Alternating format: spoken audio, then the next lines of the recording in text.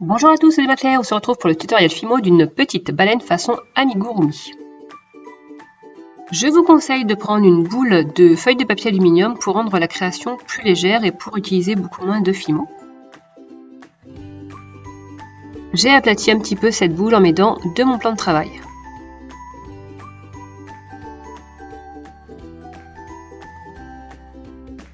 Ensuite, il va falloir entourer cette boule avec de la pâte, donc je vous conseille de prendre de la pâte dans le même ton que la création que vous allez faire. Celle-là est un petit peu foncée en fait, j'aurais dû prendre plus clair. Mais voilà, j'ai pris un reste de pâte dont je ne me servais pas trop. Je coupe l'excédent.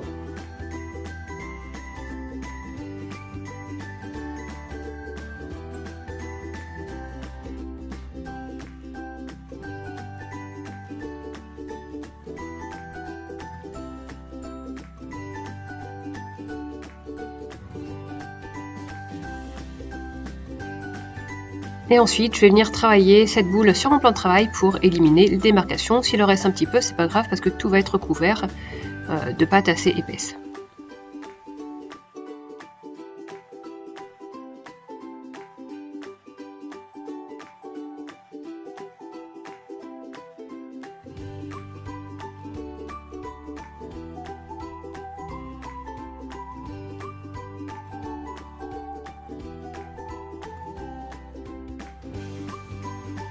Ensuite, je viens prendre la pâte qui va me servir de couleur principale et je vais la ramollir. Je peux prendre de la Fimo liquide ou de la crème hydratante. Donc il faut que la pâte soit bien souple, pas trop molle, pas collante en tout cas. J'en fais un boudin et je le rentre dans ma seringue. Je vais mettre ces petits embouts là.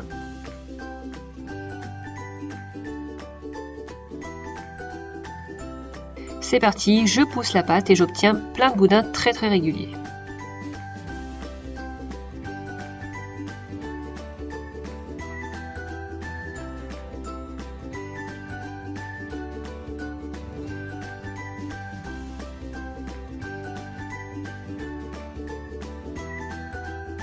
Ensuite, je vais créer mes torsades et du coup, si le brin est trop grand, je le plie en deux. Il ne faut pas faire ça avec un trop grand morceau de Fimo, sinon c'est très difficile. Vaut mieux en faire plusieurs petits et puis après on les raccorde. Les raccords se voient pas. Donc on torsade d'un côté et ensuite on va torsader de l'autre côté pour vraiment avoir un effet natte.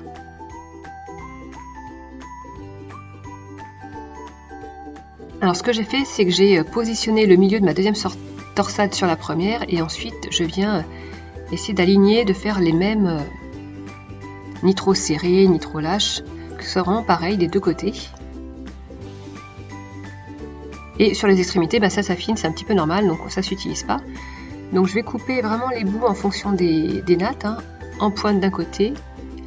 Je viens positionner sur le haut de ma baleine. Et je viens entortiller comme ça.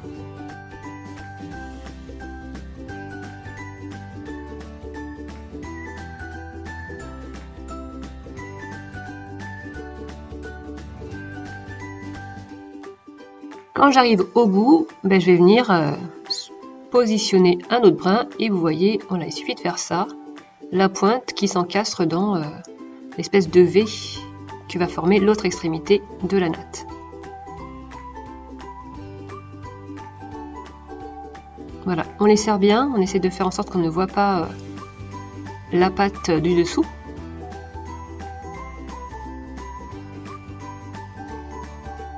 Et ensuite on va faire pareil avec le blanc, tout en dessous. Pour la queue, on va enrouler une natte sur elle-même pour faire un rond.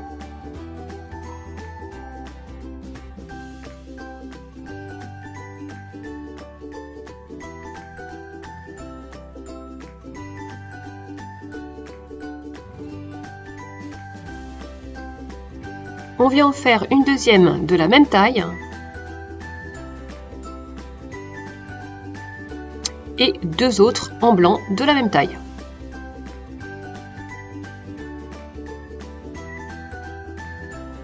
On va les positionner l'une sur l'autre et je vais mettre de la Fimo liquide pour les faire bien adhérer.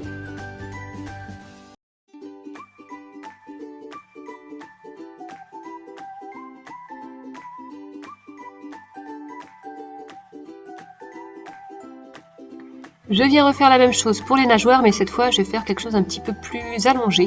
Voilà, je vais pas faire un rond, plutôt quelque chose d'un petit peu ovale comme ça. Avec du bleu et du blanc, je viens mettre de la Fimo liquide sur le blanc.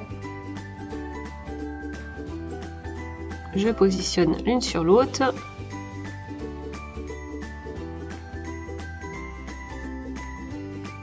Ensuite, je vais faire une découpe droite de chaque côté des deux boules pour les rassembler entre elles et faire la queue.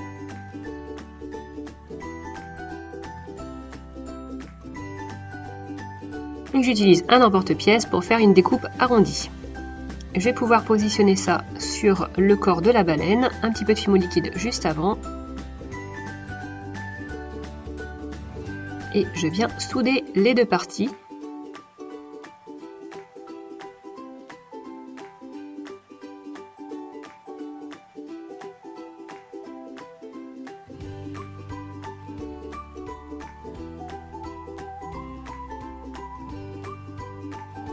Je découpe en biseau pour les nageoires. Et je vais faire la même chose, un petit peu de Fimo liquide, je positionne et je soude.